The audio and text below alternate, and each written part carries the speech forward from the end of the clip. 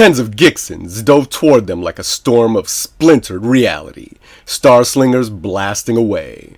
Aethiawi thumbed down on the Starhopper's cannon trigger and obliterated a swath of the invader's vanguard. The room around her faded away then, as the ship's combat protocols kicked in, and the control room's holo emitters projected a fully spherical, real-time display of the world outside. Aethiawi jerked the control stick hard to the right, plowing the ship through several more of the flying invaders. Their bodies breaking on the hull sounded like she was driving the ship through a field of airborne gravel. Finally strapped into a wall seat, Umedit sat aghast at the Deliverer's violently raw tactics. "Umedit!" Aethiawi belted. "My lord!" he answered immediately, startled out of his awe. Hearing nothing but constant ringing, Aethiawi shook her head with anger at her sudden disability, looked over her shoulder, and yelled the rest of her thoughts. "What's wrong with you? I need you on defense!" "Defense! Right!" Umedit waited for a relative calm in Aethiawi's evasive maneuvers, unstrapped, stood up, reached through the projection, pulled a control panel down from the ceiling, sat back down, and strapped back in. His movements felt terribly slow, now that he no longer commanded the ship, and his mind reeled at how different actual ship combat was from just shooting big rocks out in Chiff space.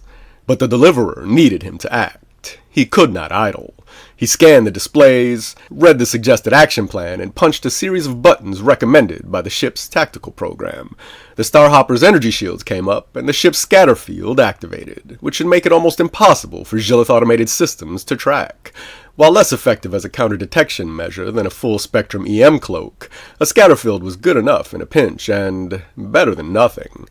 The last of the flagship's orbital doomsday blasts tore through the empty skies of Duchiff, way off the mark, though the rumble from the weapon's shockwave could still be felt through the ship's hull. "Nice job!" Aethiawi risked a glance in Umedit's direction and caught his eye. Her face was a nightmare of tight, discolored blisters, great flakes of dead, peeling skin, darkened smears of blood across her cheek, and red, veiny eyes where there used to be shining whites. Umedit looked quickly back to the control panel in front of him. Aethiawi's injury, her vulnerability, terrified him, and he made a concerted effort to avoid looking at her any more than he had to. Aethiawi saw his discomfort, and her face twisted with something close to hostility. She opened her mouth to question his behavior, but decided against it and turned away. A brief glance at the control stick, and the drying blood on the back of her flash-burned hand, caught her attention. Instantly, she got it. None of the Muziingu had ever seen her with a minor wound, let alone a serious injury. She loved her people, but sometimes their blind insistence that she was an invincible god annoyed her, and today it just might get them killed. She fought to suppress a tirade growing in her mind, and increased her grip on the control stick instead. Whatever Umedit's response would be, she wouldn't be able to hear it anyway. The gargantuan bulk of the flagship of the Zhilith expeditionary mission filled her forward view and brought her back to the present. "Make sure our shields hold and the scatter field is solid," she yelled as she accelerated into low orbit. "Yes, my lord!" Umedit's fingers skipped across the controls on the panel hanging in front of his face. The control room speakers crackled briefly as if the ship was clearing its throat, and Orane's voice sounded clear in the relative calm following the Starhopper's escape from Duchiff's atmosphere. "I can't say I fully understand your reasons for attacking the Gixin Jael, Miss Go, but since I have a vested interest in the continued operation of this vehicle, and if I have correctly deduced your current objective, I believe the wiser and more effective course of action at this moment is to escape through Rajan Alam's Eidolon." Umedit yanked his hands away from the panel hanging in front of him. "Your chariot lives," he almost whispered. His wide eyes focused intensely on the controls as he searched for the ship's mouth. Aethiawi heard nothing but a slightly less piercing whine in her ears. A Gixin Jael whisked by between the Starhopper and the flagship, a drunken vision of a shattered mirror stretched across a clear night sky. The creature's 15 eyes flittered like a nervous constellation of stars. Aethiawi flinched at the giant's sudden appearance and then craned her neck to watch it pass. After a few poorly aimed shots at her ship, it floated down towards the planet like shards of broken glass in slow motion. Calm, peaceful, Nothing at all like the monsters wreaking havoc down on the planet below. She looked back at the flagship with wonder. Up here in space, was the fabled Gillith air superiority not a factor? She leaned into her flight controls with a determined look, targeted the flagship's nearest airlock, and thumbed down on the Starhopper's cannon trigger. It was time to find out. Just pulling away from the rounded hull of the flagship, a planet-bound Gixin Jail saw the Starhopper streak into view. Before it could react, the creature's faceted aggregation jerked hard to the right from the first cannon shot. A crystalline bloom of golden viscera exploded into space.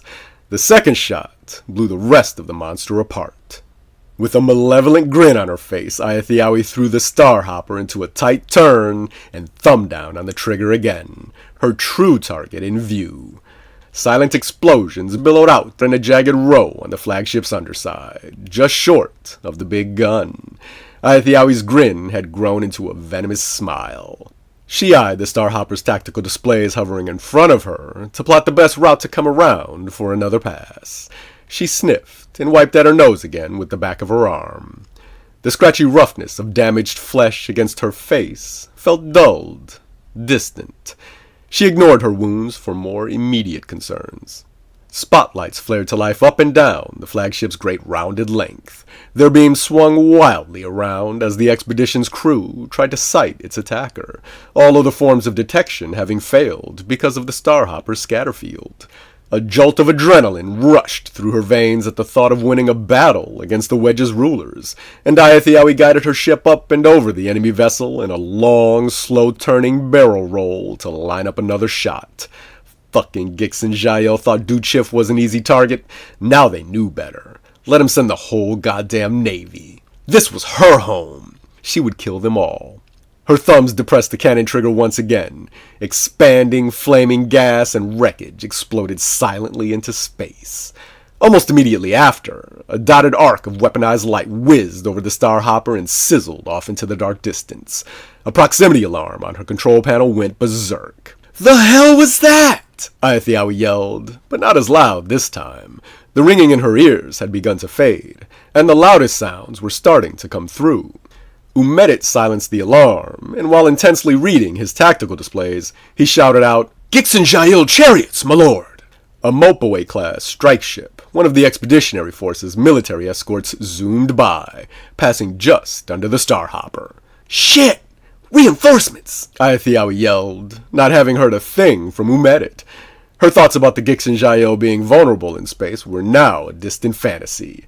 She began to line up a shot on the escort when another dotted line of destruction blazed across the Starhopper's bow through the glare of floodlights coming from the flagship. Ah! She yanked the control stick back to send the Starhopper straight up and away from Duchiff. "Two of them!" she yelled. Either the Gixin Jael knew of a way around her scatterfield, or their actual pilots were damn good at sighting targets. Whatever the case may be, it was time to get some distance, Ayathiawi thought, and she veered away from the huge invader's ship. Tiny flickering lights along the edges of a large, dark, grid-like shape up ahead caught her attention. Ayathiawi accelerated toward this new unknown. "Umedit! Figure out what that thing is out there!" she commanded, with an index finger pointing the way. She'd be damned if she got shot down by some Gillith surprise. Though she had a pretty good feeling, this new thing was just the expedition's PRF gate being put together.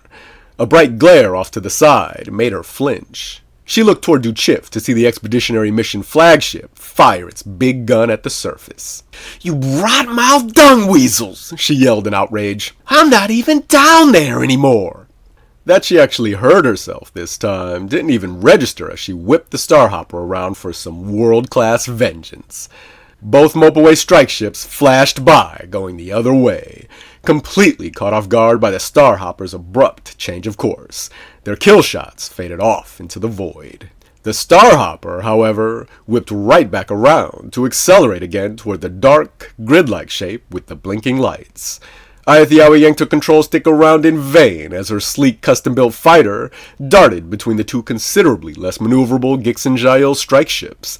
The dark young woman's head snapped over to glare at Umedit, thinking he had overridden her station. but the first of the Tanagish looked just as confused as she was. He threw her a questioning glance and jabbed ineffectively at the dimming lights on his own control panel. Aethiawi turned roughly back around. She reached for the projected controls in front of her, but they winked out of existence. The real-time display of space outside the ship disappeared as well. Then the mainframe went dead. Silence fell on the command room.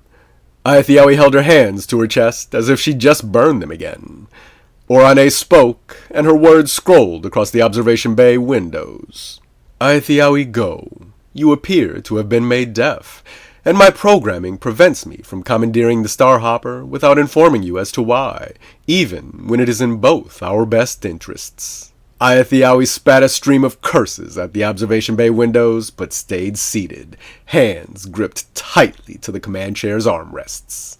How you managed to decide on a course of violence against the Gixin Jail is beyond my computational powers, but the most pragmatic action at this moment is to escape through Rajan Alam's Eidolon. I won't leave Duchiff to be taken by those monsters! You have no choice. At that, the words wiped from the observation bay windows, and the Starhopper zoomed past the squarish grid-like shape with the flashing lights toward an unknown point in Chiff space.